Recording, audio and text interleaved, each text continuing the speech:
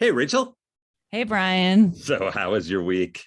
It's like living in a real world Squid Game. Do Oh, you watch that dystopian everyone's Korea? seen it. Who is not It watching that started, show? and one day later, everyone was shaming me. How have you not seen Hooked. Squid Game? So I watched it in like 2 nights. Yes.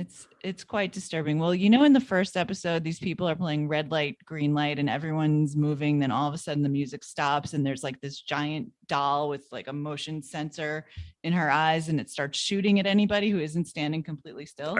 remember it's seared in my memory. I will Who never could forget forget? that. So I feel like that's what's happening right now. Try as we might to move forward individually, collectively, as a society, as a Sometimes nation, we get a second of green light to run, but then before you know we it, got we're the shot doll's head down. The doll's head turns and I feel like the only person who is going to somehow make it out alive is Steve Bannon, who is going to be held in contempt of Congress for defying a congressional subpoena. But am I optimistic that he will wind up cooperating or face any major consequences for his behavior? No, he's going to win the Nope. 400 billion won that are going to fall down from the ceiling or From the whatever. ceiling. Yes. Okay, let's That shut that down. specimen of health. Okay, we're going to be talking about that and more. This is Nope, The podcast where we shut it down. We're just a couple of New York Jews talking about the news, beating back the blues. We made a podcast and here's why. Had to laugh so we don't cry. Come and join us for the ride. Welcome to Know.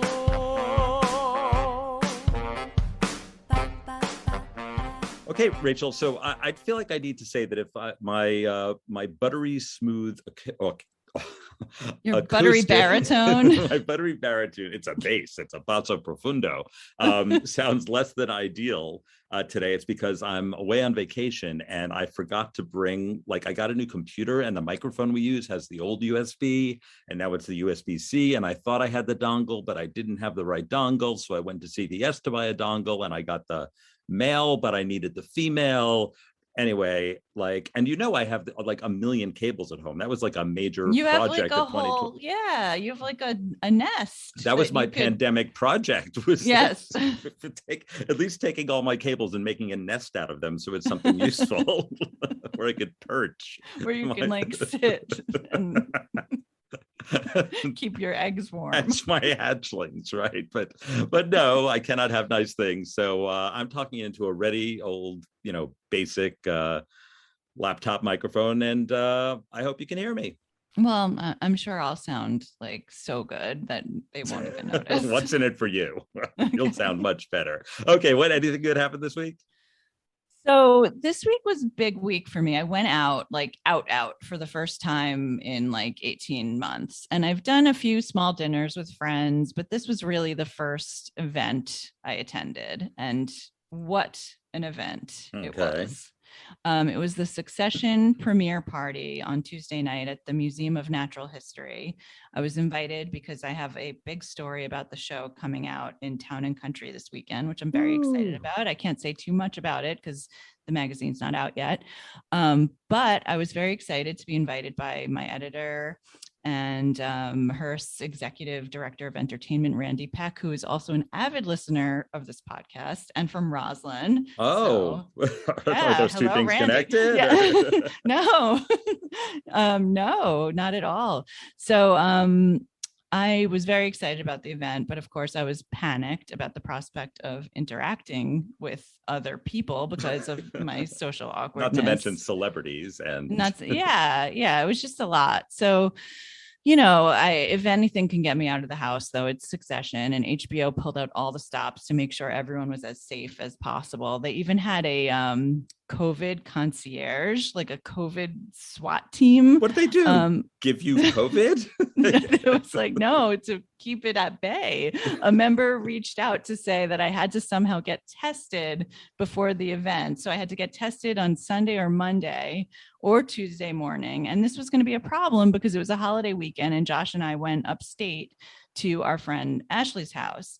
It was her birthday. So I said, nope, sorry, I cannot do a test over the weekend. And this is like another example of the power of nope, because the second I said that, they were like, oh, well, we'll come to you then. And I was like, cool. wait.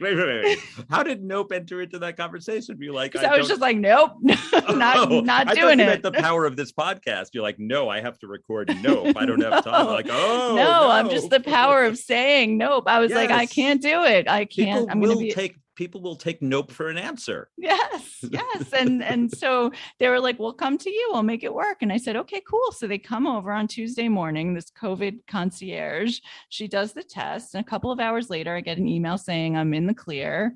And then as I'm getting ready, I'm putting makeup on like I'm a visitor from another planet. And I think to myself, like, why am I doing this? Should I be doing this? Is this a terrible idea? Should I just like cancel? I could call it a day, but I pushed through my anxiety. I'm like, you know what? These are temporary thoughts. These are, and all the good therapy things. Right. Yes. And so I show up.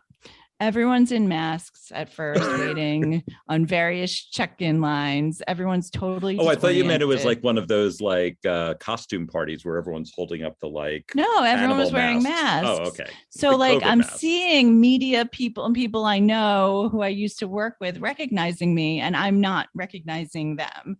Because not only was I having a hard time placing anybody's face after 2 years of not seeing anybody, but they were in masks and my eyes have gotten really bad during the pandemic. So I couldn't identify anybody. And so let's be honest, lots of people have either gained or lost weight. Yeah, everyone looks different now. And you can only see like their eyes. So I just kept saying like, I'm sorry, I have no idea what I'm doing. And they were like, girl, me too. So it was cool. Like we were all in the same boat. A boat that had been adrift at sea for a very long time. And so, so the event is more secure than the US Capitol. There's like 4 check-in lines. There's one for registration, one to show your Vax card, one to show your COVID test. Then you collect your ticket and you're finally in. I take off my mask, take a deep breath. I get a glass of champagne and it's like amazing. It's those old New York pre-pandemic parties. There's a cocktail hour, then everyone watches the premiere and it's excellent. It's so much fun. And then we file into that big whale room, where there's a whole orchestra and a conductor. Playing the Succession theme song. And there's catering by Nobu, a caviar bar on like an ice like sculpture. Fran Lebowitz is over here, Ben Stiller's over there, the whole cast of Succession is like milling about, and I thought I died and went to heaven. I was like, maybe the Squid Game doll did actually kill me. So I guess like in the wake of that experience, my question now is, how am I ever going to go out again? How are you ever going to go outside again? Like, are you expecting that to be like, if I have you over for dinner, are you going to be expecting the entire cast of Succession to be there and Fran Lebowitz and Ben Stiller? That's a lot to ask of someone. And a conductor. Conductor. Okay. So well, I'm glad you had a very nice time. Thank you, HBO. I had a really good week also, too. The reason I'm taking off this week is that last week was our demo day from our accelerator, our startup accelerator that I talk about every time it happens. Yes. Everybody did great. I really like the founders who were in our class this time. And one of the founders has basically a mental health clinic that you access only in virtual reality. And it's targeted towards gamers who have a very high rate of depression. So it's a really cool thing, but I was completely at bay coaching him with virtual reality. So him and some of the other founders chipped in, and as a thank you gift, got me an Oculus. So I could experience VR for myself. And I had tried it once before and I found it nauseating. Like I just like almost lost my lunch because it's very disorienting. So I decided that on this vacation, my project would be to conquer virtual reality. That's single-handed, just a small bullet point. Okay. Yeah.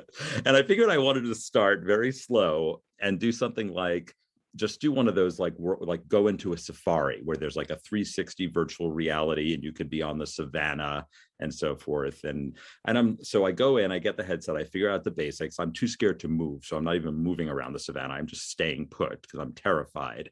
And I see like an elephant off in the distance and I'm like, oh, this is cool.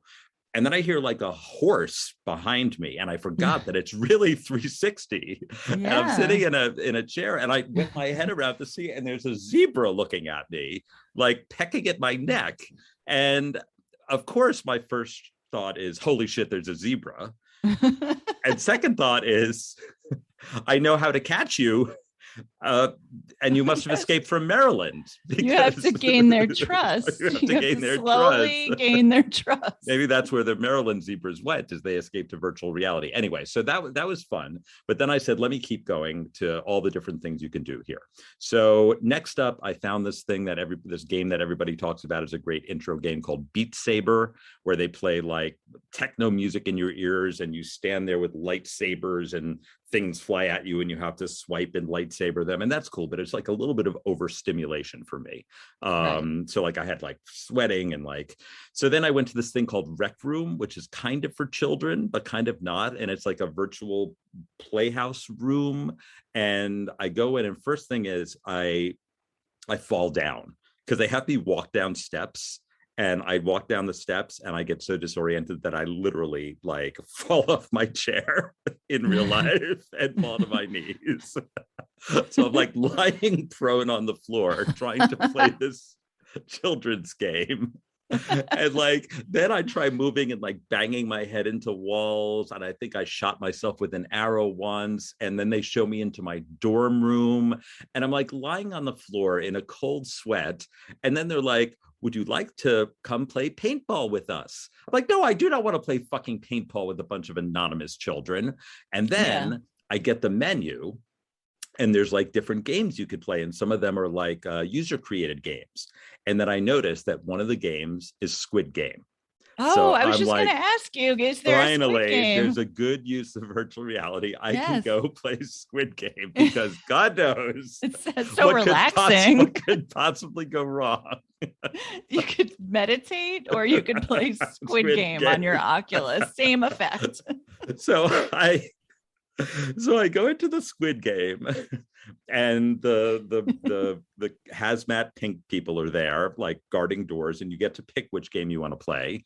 So I figured let's start at the beginning with 101 with red light, green light, no glass panes, no glass panes, no tug of war, no marbles, no licking cookies. Like I just want to run through a field.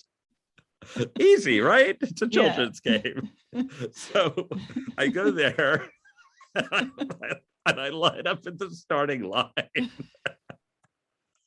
And I'm so excited because the doll who's off in the distance goes, green light. And I'm like, go, go, go. And I'm like, how hard is it when they say red light? Just stop going. Like, how hard could that be? And then, of course, like, I'm like, it's going on a little longer than I thought. I'm like, oh, I'm really making progress. And then she goes, red light. And I can't tell you what happened next because I got shot in the head.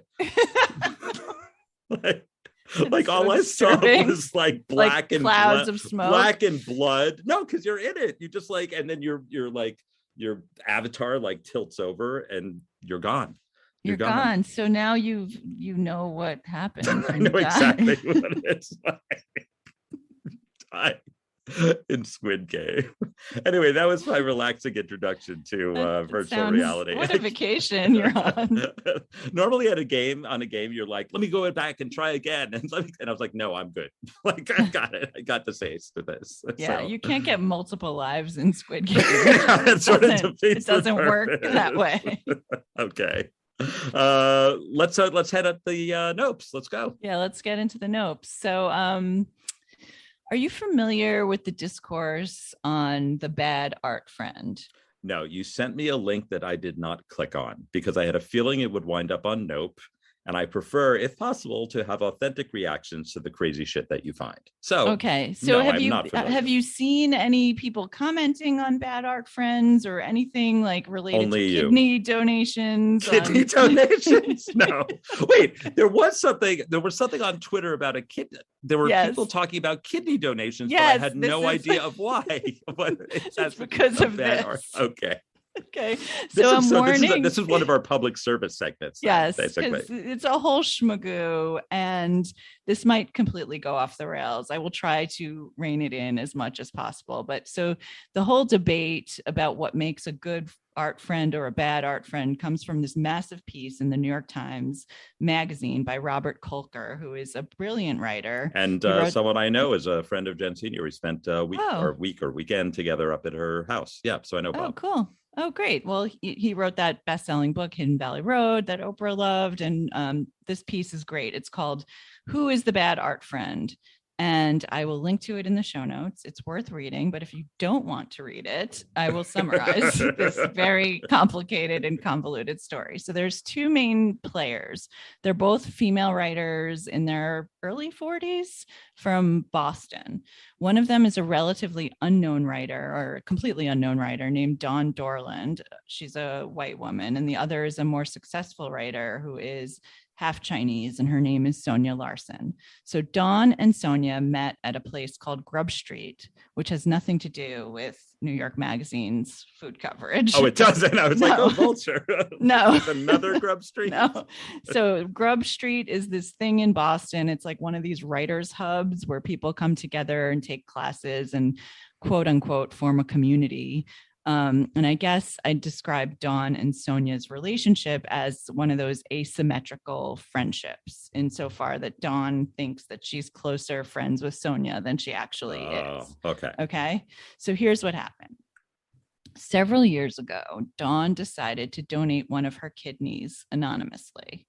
She just wanted to do it. Okay. She creates this private Facebook group for about 30 of her friends, including Sonya Larson, to update them about her progress in this organ donation journey.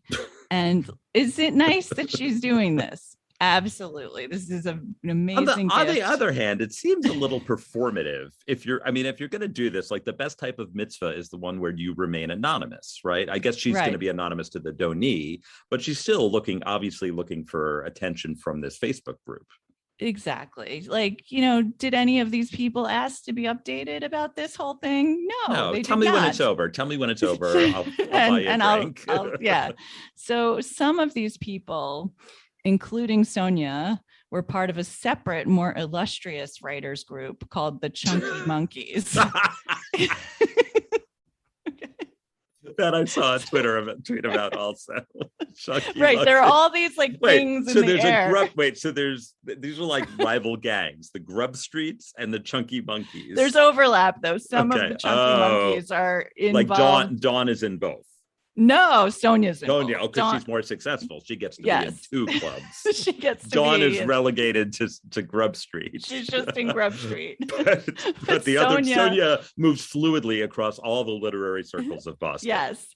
And you know who else is in the Chunky Monkeys? The celebrated writer Celeste Ng of Little Fires Everywhere. Yeah, who you love. Yeah.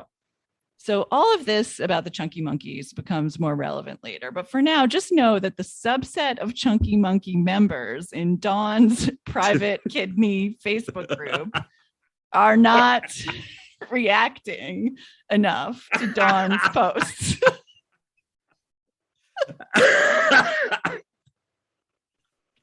This is the most you could stop the story here, and it's one of the most nope stories I've ever heard. Like So they're just giving her the occasional like here or there, and she's feeling like a bit of a social media chill in the air. Dawn's like, I'm doing this grand gesture, and none of these Chunky Monkeys seem to care. And she's especially hurt that. And of course, she secretly wants to be a Chunky Monkey.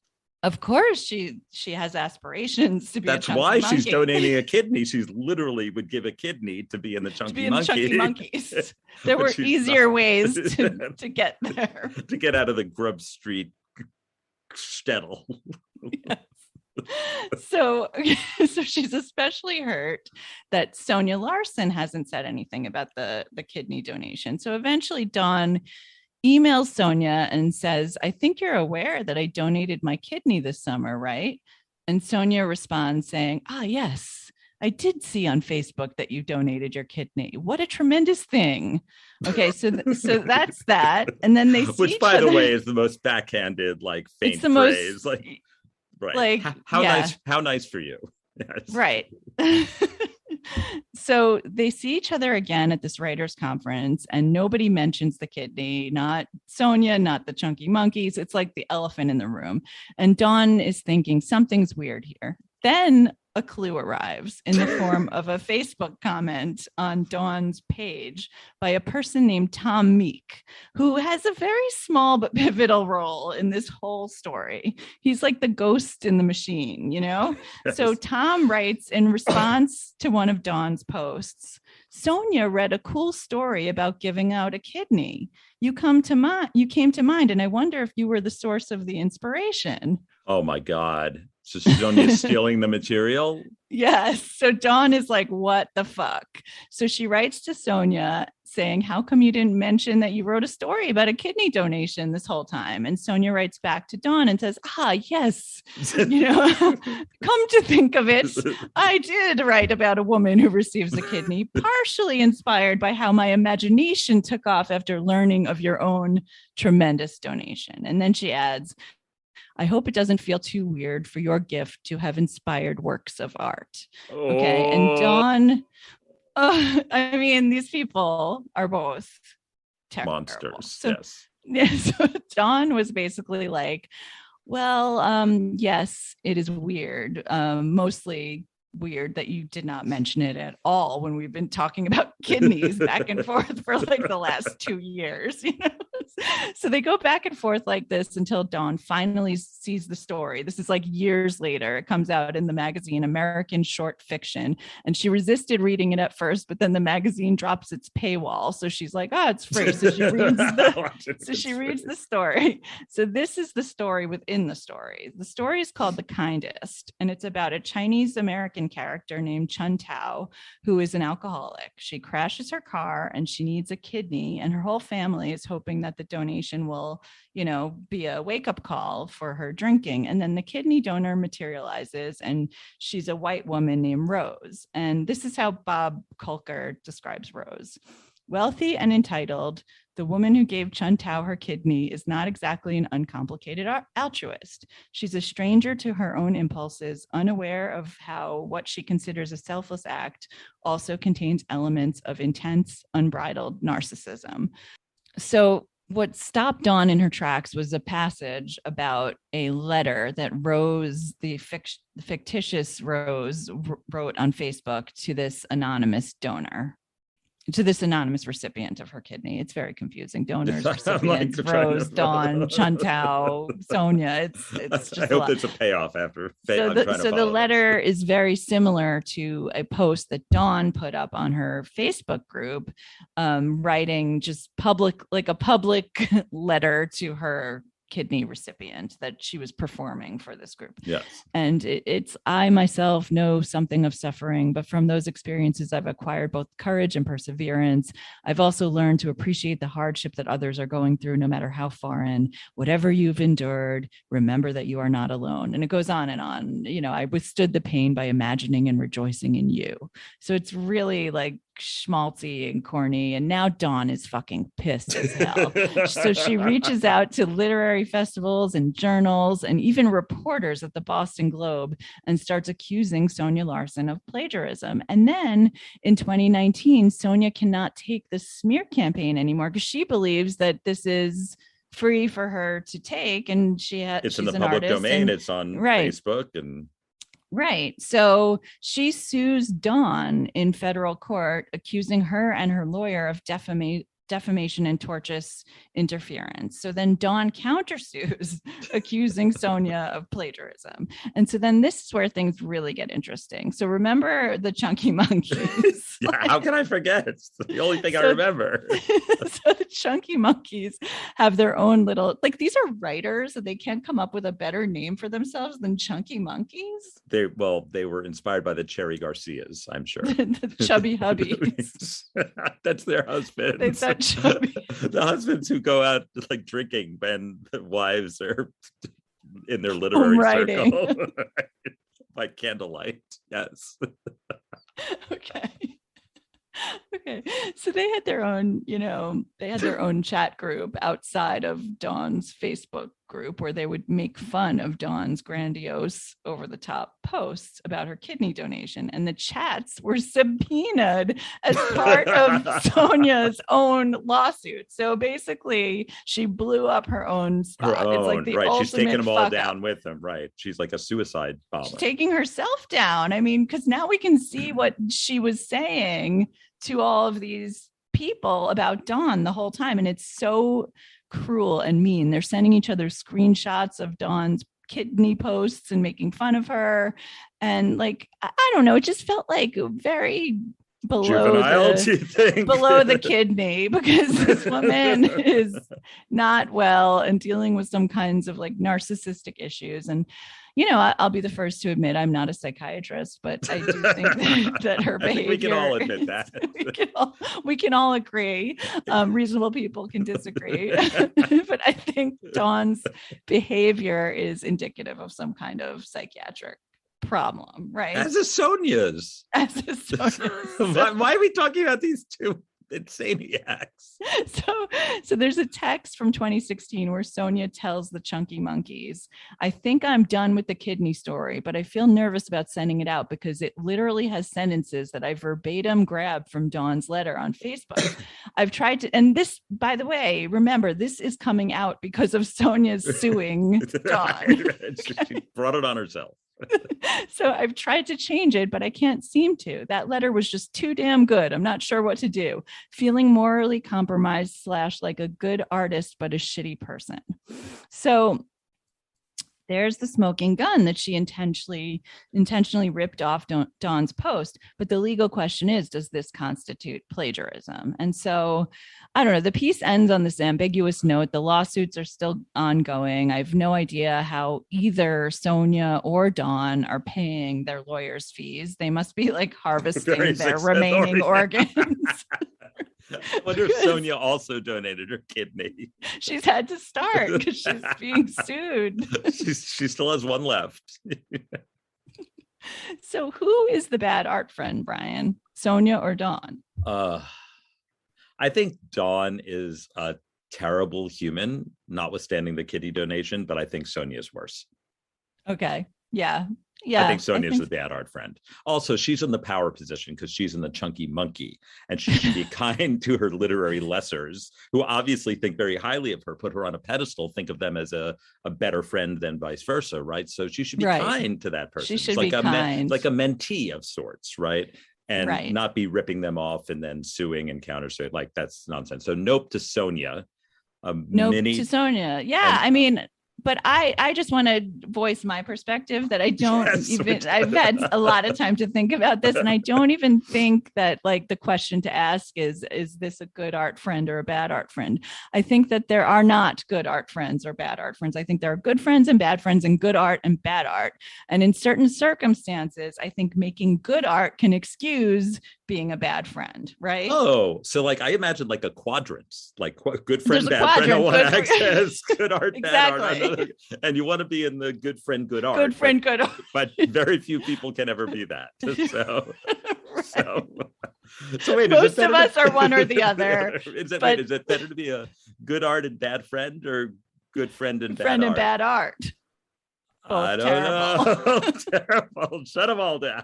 Okay. Right. So, but so, the question is, did the short story live up to its hype and is so thought-provoking and nuanced that it's worth all this mishigas? And the answer is no. I tried to find the original text. It's only available via Book of Short Stories. I didn't feel like buying it. I didn't want to like line Sonya Larson's pockets. But Katie Waldman in the New Yorker saved us the trouble of reading the text and concluded that it basically was a bunch of crap. Piece of shit. So nope to both of these women, and mostly Sonya for being a bad friend and being a bad artist. Bad art person. You're not writing a crap story. Yes. D&D people. Okay. Nope to all that. That was worth the extended riff. I enjoyed that. It was okay. Oh, totally. Yeah. But yep to organ donation, right? Oh, absolutely. Yeah. I just hope this doesn't have a negative impact. Organ Could you donations imagine? plummet after no podcast. After bad Ridiculed. art friend. No, our listenership is much bigger than the New York Times yeah. Magazine's audience. Okay. Sure. I gotta keep moving. I want to stay on liars and grifters. So we are gonna do part 2 of Ozy Media, the story that will not die. Thank God, Brian. I'm so glad you're focusing on this because I've been dying to know what's been happening. As predicted. And we've been talking about, but I actually have some new scoops here that I'm not sure that you came across. So I think when we last left the story, it was a couple of weeks ago, Ozy Media had already announced that they were shutting down, right? Right. And the statement that came from the board of directors said, thanking the dedicated staff and the world-class journalists. And they said, it is therefore with the heaviest of hearts that we must announce today that we are closing Ozy's doors. So they laid off 75 employees with no notice, no severance. And of course, then afterwards, there came out all these stories of being a terrible, hostile workplace, hostile to women, hostile to people of color. And then we learn, I don't know if you saw this, but that Ozy Media had taken in $5.7 million of COVID PPP loans, specifically intended to cover payroll. Protection. I mean, program. As not everyone knows what it stands for, as described in the title, and as I may have momentarily forgot. And but of course, the employees never saw a dime, and of course, none of that rolled forward. Of course, into the severance. So, am I surprised? No. Okay, so a few days go by, and of course, Carlos Watson will not be deterred. So he shows up on the Today Show, and he announces that Ozy Media is coming back. He says, we're back and ready for business. And he's the founder, the CEO? He's the founder CEO. He's the guy I went to college with. There was a showboat back then. And he's the one, you'll recall, for the benefit of our listeners, who basically inflated the numbers, used it as a platform for countless talk shows that allegedly were on networks, but were really on YouTube using fake views. And he suckered in some of the biggest names, Oprah and so celebrities, to be on his show that actually showed nowhere and was seen by nobody. He got Oprah to be on his show? I think Oprah was on his show. Oh my God. Wow. Right.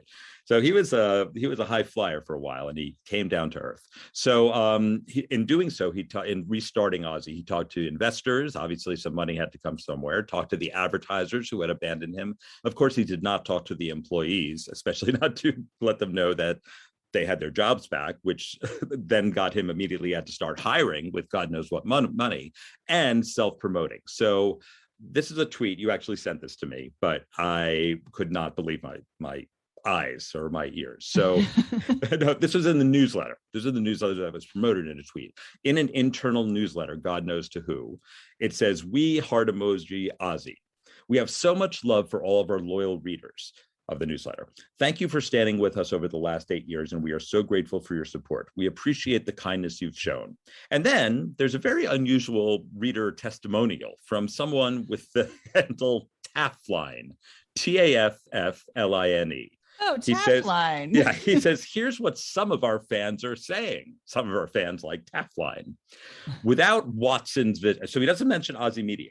Without Carlos Watson's vision and the editor's tireless work, I could never have elevated the stories of architects, artists, chefs, scientists, and other extraordinary humans from the Middle East and Africa who are typically ignored by mainstream press. These stories are imprinted on my soul. There's no other way to put it. So, what would we do if we didn't know about the architects in Africa? That was their specialty.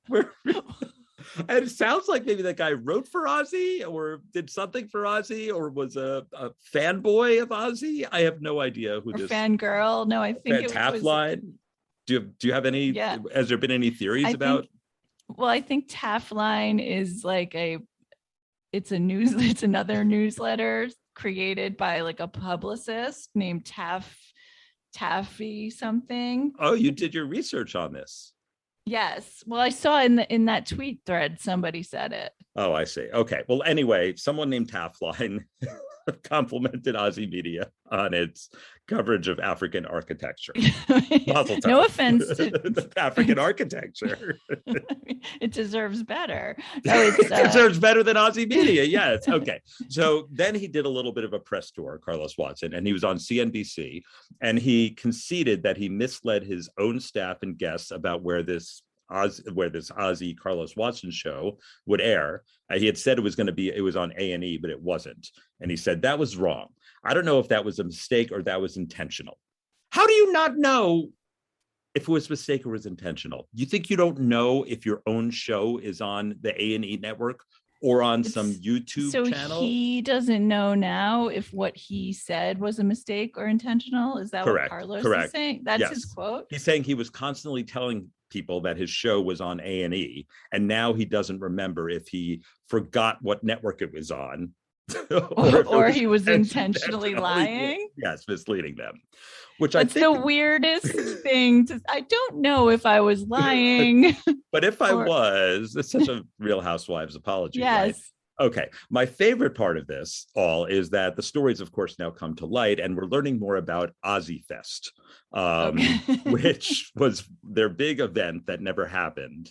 It sounded to me, reading about it, like it was a combination of like the Fire Festival and Woodstock 99 and Altamont. And Ozfest. And Ozfest, and that was the problem. So when they first announced it, he was sued by Ozzy and Sharon Osbourne.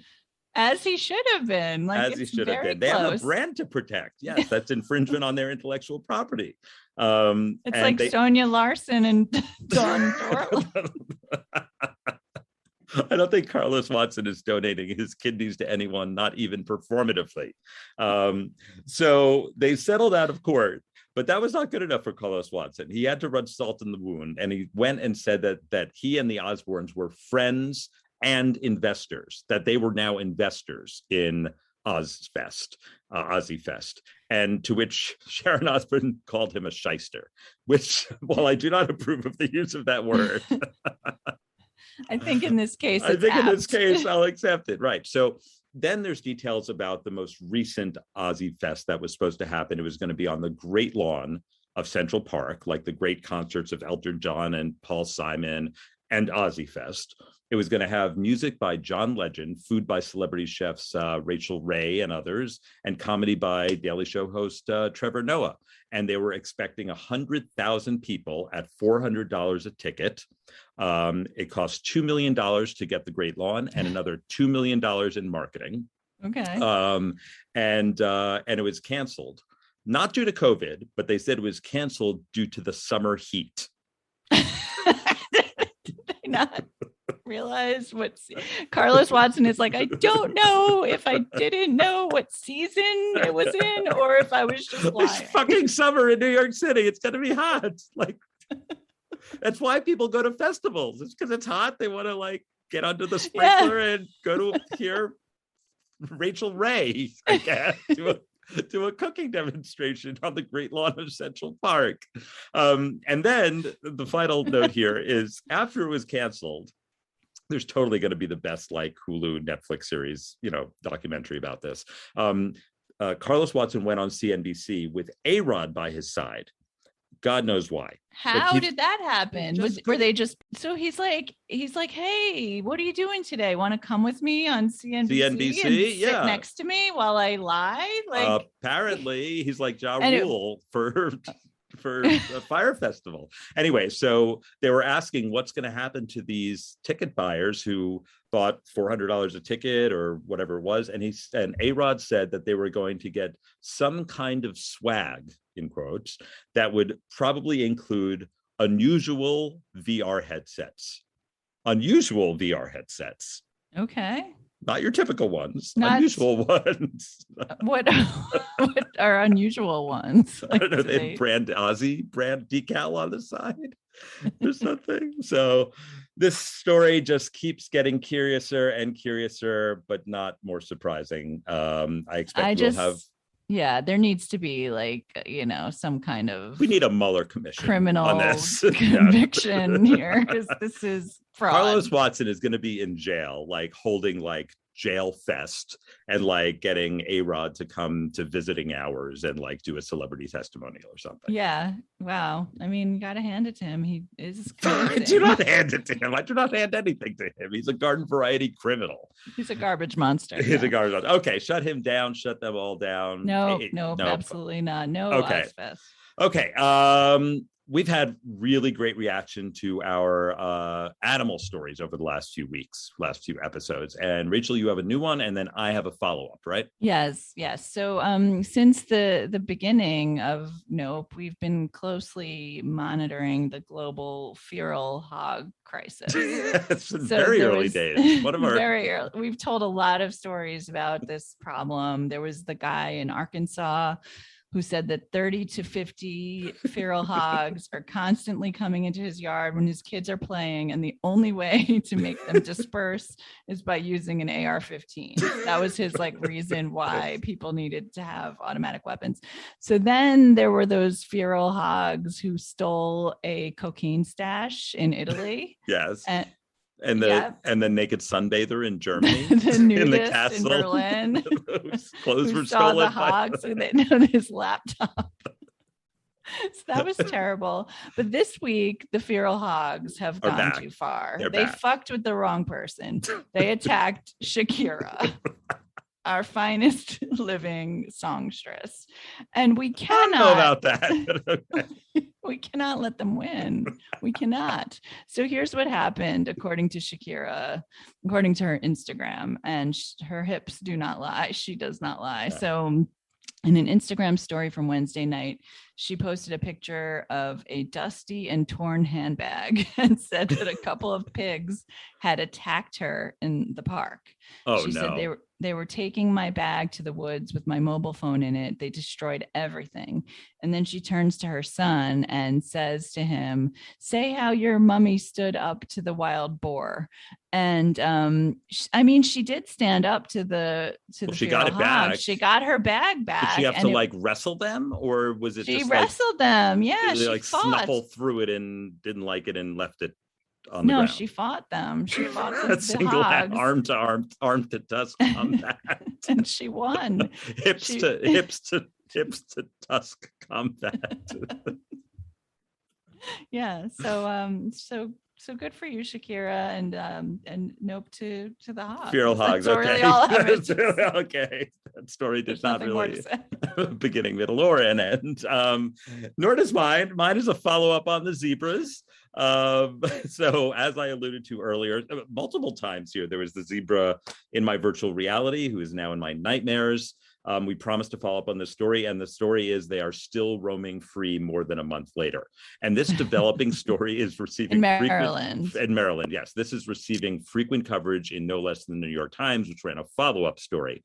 And just for people who need to be reminded of this, because it's seared in our collective consciousness, these zebras escaped from a local privately owned zoo. They cannot be chased. They cannot be corralled. The only way to do it is to put grains in the middle of a half-built corral, and then you gain their trust, and they keep coming each night. Slowly gain their trust, and then you build out the corral. Them.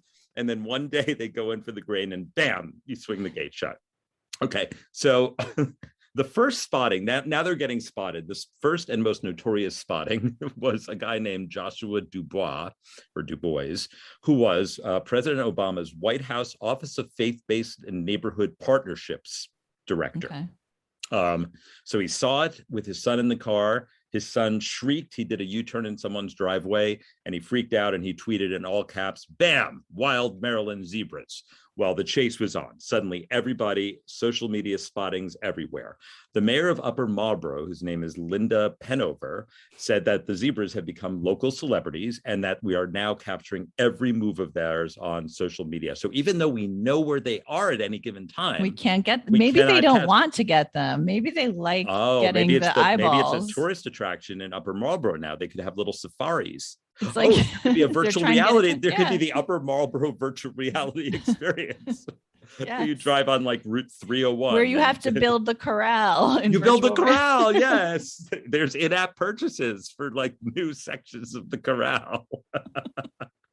And it's viral. You share with your friends. The mayor says it's weird. There are worse things that could be running around Upper Marlboro, like alligators. So that's the criteria here. There are worse things that could happen. We could also have dinosaurs or tarantulas everywhere. So that's her justification that it's fine. It could be worse. It could be. So did you know one thing that I learned about this is that a herd of zebras, do you know what they're called? I didn't know. No. I missed this fact the first time I reported on this story. They're called a zeal, like zealous, like a zeal, Z-E-A-L. So they're now, the academics are getting involved. They're trying to figure out why these zebras are not, we can't capture them. The ceiling cannot hold them.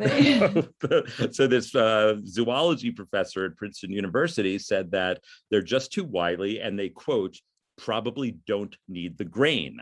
So it turns out that they are probably living a very good life in the wilds of Maryland, and they don't need your lousy grain that's in the corral. They see past the trap. Eating in the garbage, right? Yes. They're just like, says they could, no, they have, there's meadows and fresh water spouts and plants. They could, so he says that they could live there in perpetuity. Like, so they're going to basically be another species that takes over the area. An invasive species, right? And there's no lions, so they're at the top of the food chain. They can kill anything that they want. So if they reproduce, there could be tons of zebras in Maryland, and that could be their new state animal. He does warn, however, that they won't like the snow, but they're okay with the cold climates because they live on the slopes of Mount Kenya at many thousands of feet, and they'll be okay with it. And the other thing he's worried about, my last point, is that he's worried that the zebras might separate and wander as loners, which would make them harder to catch. I did not know that this was a group dynamic, because we worried was it a throuple and a couple, or was there a fourth wheel because there's 5 of them? Right. But it seems like there's a real chance that they might just all have grown apart and they're just all on their lone rangers. They're just they're cowboys on lone zebras they ride. They're wanted dead or alive. But preferably alive. Okay, so not nope to the zebras. They're just being zebras. Nope to the residents of Upper Marlboro County who can't get their shit together and catch these guys. Catch 5 zebras. What can we do? What can we do? Like, forget about passing the infrastructure bill. Like, let's just catch the fucking zebras. Catch 5 zebras. It's not even 6. They're not that hard to find. People are posting about them all day. Stripes. Like, this is how complicated is this? Like, can't they put like a tranquilizer dart and just like carry them away? They suggested drones. There's all kinds of ways, but the corral is still the leading way to be able to do it, and it's just a fail. But it's not working. It's a fail. It's like, clearly we need to pivot. Okay, shut it down. No. Okay, no. I won't report back on the zebras until there's real news. So you never know. There might be something. Okay, let's get on to the upsies, a little rays of light, the little beacons of hope that got us through the week. Rachel, you have one that you like? Yeah, so this is very recent. Adele has this new album coming out. It's her first in 6 years, written during her divorce, and it's called 30, coming out November 19th. But her first single, called Easy on Me, just dropped tonight, and it's really good. It's a very emotional, classic Adele ballad, and I had it on repeat for the last half hour before we recorded. So yup to Adele, who is living her best divorced life, looking fabulous on the cover of both American and British Vogue this month. Like, that's the first time that's ever happened, by the way. And if someone's going to be the first, why not Adele, right? Yeah. I support her in principle. I appreciate that she's talented. And she's there. Yeah. Okay. She's there. She's there for me. You're not going to like yuck my yup like you did with the Indigo Girls. I've sworn that off. I'm giving faint praise to Adele. Okay. Rather than... It sounds like Sonya Larson's praise of Dawn's kidney donation. How fantastic for you. How nice for you. Well done, Adele. Okay. So mine is a sort of story wrapped in a yup. So I'm very late in giving a yup to Spelling Bee, which comes from the New York Times crossword, a family of puzzles. It's this thing. It's basically a word hunt. It's a honeycomb of 6 letters with 1 letter in the middle, and you have to find as many words really as you into can. this. People are bananas for it. It's the yeah. brainchild of this wunderkind named Sam Azursky, who's like 23 years old, who's taken over the entire New York Times games thing. He'll probably succeed Will Shortz. Okay. Anyway, so Doug and I have gotten totally into it. We don't race, but like we are both doing it at the same time. We wake up in the morning to see the answers. And today was a very strange day for Spelling Bee, because one of the words you could make was daunted. Like I was daunted by something. And you would think, because daunted has the letters U and N with it, undaunted would also be a word. And I tried it, and it was not on the word list, accepted word list. And I tried it again and again. And I didn't say anything to Doug because I didn't want to give away Daunted to introduce the topic of Undaunted. Anyway, it's been eating away at me all day. And I'm like, do I not know that word? It is a word. Of course it's a word. And yet she was undaunted. Undaunted courage. Exactly. So it's the book about Lewis and Clark. Lewis and Clark, yeah. He's singularly unwriting them from history. So sure enough, Doug then, just a few minutes before we started recording, looks up and says, look, there's breaking news from the New York Post, and it's about your favorite Succession actress, J. Smith Cameron. Oh, Jerry. We love Jerry. Who's tweeted with us, who we suspect might be a Nope fan. I saw her on Tuesday night. Yeah, great. So it turns out that she is also a Spelling Bee fan, and she went on a tweet storm about Undaunted. The Undaunted thing? The Undaunted she was thing. like the whistleblower. Yes, she's the whistleblower on Undaunted in today's Spelling Bee. And it's all generated by a computer program. So how does it not know Undaunted? So anyway, my yup goes, we've done her one. You gave her a yup once before. I am now going to give my yup to J. Smith Cameron for a completely unrelated reason, for her spelling bee skills. She has the watchful eye of a copy editor, and I thank her for all the gifts she brings to. I know, it's not like it would be enough if she was just Jerry in Succession. Dianu, that would be enough. But she's also policing the New York Times, the secondary games. New York Times crossword games. So this is the ultimate yup. She's a double yupper. She's two steps away from an EGOT. We'll figure out. She's already won the awards for acting and game proofreading. Oh my God, J. Smith Cameron, we love you. You're an amazing person. That's everything we have for this week. Look, if you've liked this podcast, please rate, subscribe, review. We're on all the podcast places you listen. Give us the stars anywhere. We love Apple. That's the best place. Most people listen to us there.